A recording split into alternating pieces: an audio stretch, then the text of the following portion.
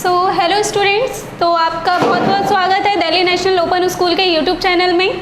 आज हम पढ़ने जा रहे हैं साइंस का अपना सेकंड चैप्टर, जो बहुत ज़्यादा इम्पॉर्टेंट है। इसलिए आपको इस चैप्टर के मैं कुछ टॉपिक क्लियर करने जा रही हूँ, जिससे आपका पूरा चैप्टर कवर होने वाला है। फर्स्ट टॉपिक आता है हमारा द्रव्य। तो आप द्रव्य के बारे में क्या जानते हैं? What is matter? क्या आपको पता है कि मैटर क्या होता है?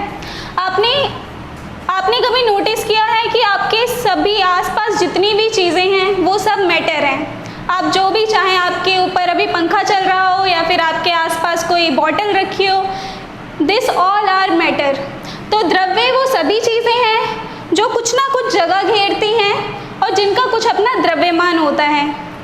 अगर हम किसी चेयर की बात करें तो चेयर भी स्पेसिफिकली कुछ जगह घेरती है और उसका भी कुछ द्रव्यमान होता है। अगर आप अपने स्कूल बैग की बात करें तो उसके अंदर जो चीज़ें होती हैं उनका कुछ वेट होता है, कुछ मास होता है और वो भी कुछ जगह घेरती हैं।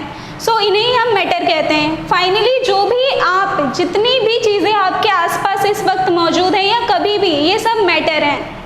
ओके, सेकेंड टॉपिक आता है हमारा द्रव्य की अवस्थाएं। क्या आप जानते हैं कि हमारे आसपास जितनी भी चीज़ें हैं वो कितने स्टेट में मौजूद हैं, उनकी कितनी अवस्थाएं हैं? जी हाँ, ये सभी 3 अवस्थाएं में मौजूद है। पहला आता है हमारा ठोस, दूसरा गैस एंड तीसरा आता है हमारा द्रव। ठोस अवस्था, गैस अवस्था, द्रव अवस्था। आप बता सकते हैं कि जो हमारी कुर्सी है वो किस अवस्था में है? जी, ठोस, आपने सही कहा। तो जो हमारी कुर्सी है वो ठोस अवस्था में है। पानी एक लिक्विड है या फिर ऑयल भी एक लिक्विड है, तो वो हमारे द्रव्य अवस्था में है। और जो गैस आप अभी इनर्ट कर रहे हैं अपने अंदर, ऑक्सीजन हो, नाइट्रोजन हो, कार्बन डाइऑक्साइड हो, वो सभी गैस है। ठोस, गैस, द्रव के बारे में हम और ज़्यादा डिटेल में पढ़ेंगे। उसके बाद आता है हमारा समांगी मिश्रण। समांगी मिश्रण किसे कहते हैं? समांगी मिश्रण एक ऐसा मिश्रण होता है जिसमें जो 2 पदार्थ होते हैं वो पूरी तरीके से घुल चुके होते हैं। गर्मियों में आपने नींबू पानी ज़रूर पिया होगा। तो नींबू पानी में नींबू इस तरह घुल जाता है जिससे पानी का वेट आपको पता नहीं चलता है कि वो बढ़ा है या नहीं। 2 ऐसी चीज़ों का मिलना जिससे उनमें कोई चेंज ना आए, उनके वेट में कोई चेंज ना आए, तो उसे हम समांगी मिश्रण कहते हैं। Totally composition. समांगी मिश्रण के एग्जाम्पल हैं हमारे नींबू पानी या फिर शरबत की बात कर लें हम, तो ये होते हैं हमारे समांगी मिश्रण।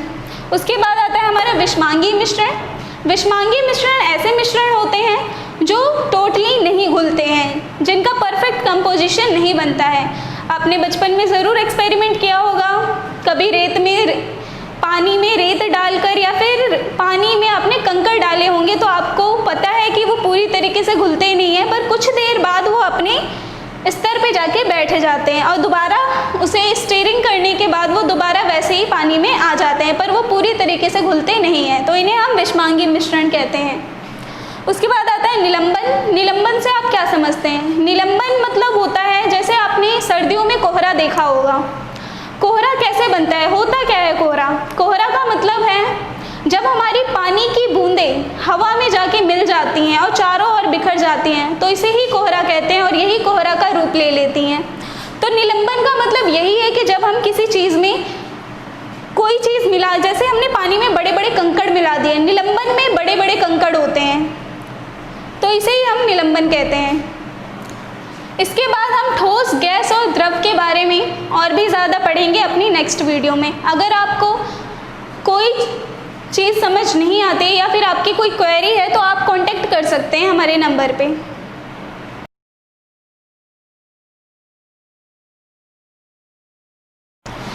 हेलो स्टूडेंट्स, इस वीडियो में हम जानेंगे लिक्विड, सॉलिड एंड गैस के बीच में क्या डिफरेंस होते हैं।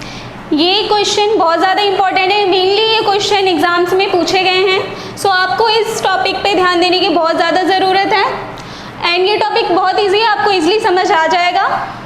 आप प्लीज़ इस पे फोकस कीजिए। क्वेश्चन है हमारा, what is the difference between solid, liquid and gas. हमारे सॉलिड, लिक्विड एंड गैस में क्या डिफरेंस है? पहले हम सॉलिड की बात करेंगे और तीनों के बीच में कंपैरिजन बनाएंगे, क्योंकि कंपैरिजन के थ्रू हमें किसी चीज़ के बारे में काफ़ी अच्छे से डिटेल पता चल जाती है, मालूम चल जाता है कि हाँ दोनों में क्या डिफरेंस है या तीनों में क्या डिफरेंस है। फर्स्ट हम सॉलिड की बात करें तो पहले हम इसकी पार्टिकल्स की बात कर लेते हैं कि इसके पार्टिकल्स किस साइज़ के होते हैं, कितने बड़े और कितने छोटे होते हैं। तो सॉलिड के जो पार्टिकल्स होते हैं वो काफ़ी पास पास होते हैं, ये ज़्यादा दूर नहीं होते हैं। अब सॉलिड के पार्टिकल्स आप देख सकते हैं कि कितने ज़्यादा पास पास हैं। अब वही बात करते हैं हम लिक्विड की, तो लिक्विड के पार्टिकल्स सॉलिड के कंपैरिजन में थोड़े दूर दूर होते हैं। एंड गैस की बात करें तो गैस के पार्टिकल्स और ज़्यादा दूर दूर होते हैं। अब आप सोच रहे होंगे कि इसमें ऐसे डिफरेंसेस क्यों है, पार्टिकल्स का डिफरेंसेस क्यों है, क्या रीज़न है कि सॉलिड के जो पार्टिकल्स हैं वो इतने पास पास हैं और क्या रीज़न है कि गैस के पार्टिकल्स जो हैं इतने दूर दूर हैं, इतने फार हैं। सो इसका मेन रीज़न है इंटरमॉलिक्यूलर फोर्सेस। आपको पता होगा या जो हमारे सॉलिड होते हैं उसके अंदर स्ट्रॉन्ग इंटरमॉलिक्यूलर फोर्सेस होते हैं, हिंदी में बोलते हैं अंतराणुक बल। हिंदी में इंटरमॉलिक्यूलर फोर्सेस को अंतराणुक बल कहते हैं, जिसके वजह से कोई भी पार्टिकल एक दूसरे से जुड़ा हुआ रहता है। तो सॉलिड में ये बल, ये स्ट्रॉन्ग फोर्स होता है, बहुत ही ज़्यादा स्ट्रॉन्ग होता है। इसके लिए इसी वजह से जो सॉलिड होते हैं उनके पार्टिकल्स काफ़ी पास पास होते हैं। जैसे हम अपने बेंच की बात कर लें या फिर अपने चेयर की बात कर लें तो इनके पार्टिकल्स काफ़ी पास पास होते हैं, हम छूकर उसके शेप या साइज़ को चेंज नहीं कर सकते। वैसे लिक्विड में जो मॉलिक्यूलर फोर्सेस होती हैं, इंटरमॉलिक्यूलर फोर्सेस होती हैं, वो सॉलिड की अपेक्षा थोड़ी कम होती हैं, इसलिए इसके पार्टिकल सॉलिड के मुकाबले थोड़े दूर दूर होते हैं क्योंकि इसके अंदर वीक इंटरमॉलिक्यूलर फोर्सेस होती हैं। वही हम गैस की बात करें तो इसके अंदर बहुत ज़्यादा कम इंटरमॉलिक्यूलर फोर्सेस होती हैं, इसलिए इसके पार्टिकल्स बहुत ज़्यादा दूर दूर मूव करते हैं बिना किसी रोक के। इनके पास फुल्ली फ्रीडम होती है, ये किसी भी फोर्स से बाउंडेड नहीं होते हैं। एंड उसके बात करते हैं हम इनके शेप एंड साइज़ की।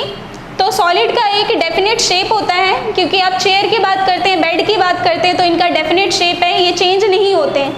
पर वही अगर हम लिक्विड की बात करते हैं तो लिक्विड आपने देखा होगा, आप पानी को जिस बर्तन में डाल देते हैं वो उसी का रूप ले लेती हैं। जैसे आपने अगर पानी को ग्लास में डाला है तो ग्लास का शेप ले लेगी, अगर आपने उसे पतीले में डाला है तो वो पतीले का शेप ले लेगी। इसलिए लिक्विड का कोई अपना शेप नहीं होता है, कोई अपना आकार नहीं होता है। इसे आप जिस बर्तन में डालोगे वो उस बर्तन में फिट हो जाएगी और उसी का शेप ले लेगी।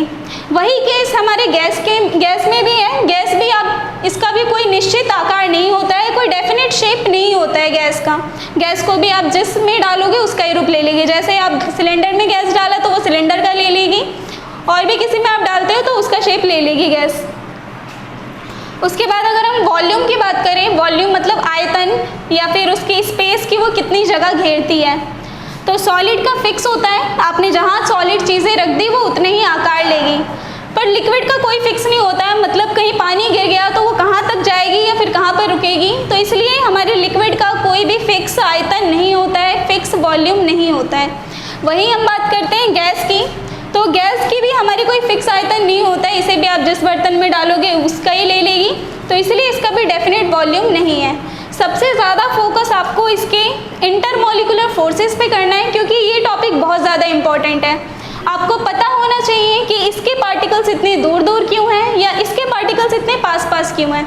आई होप आप समझे हैं कि सॉलिड में हमारी वो चीज़ें आती हैं जिनका डेफिनेट शेप है, डेफिनेट मास है, जैसे हमारी चेयर, बेंचेस, फैन, ये सब हमारे सॉलिड होते हैं। लिक्विड में हमारे बस पानी ही नहीं होती, वो सभी चीज़ें जो तैर सकती हैं, जो बह सकती है, जिनमें ये प्रॉपर्टीज़ होती हैं, वो सभी हमारी लिक्विड्स होती हैं। जैसे हमारी ऑयल हो गई और फिर लिक्विड हो गया, वाटर हो गया, ये सब हमारी लिक्विड में आती हैं। और गैस की बात करें तो हमारी नाइट्रोजन, ऑक्सीजन, जितनी भी हमारे सराउंडिंग गैसेस प्रेजेंट है वो सब हमारे गैस की कैटेगरी में आती हैं।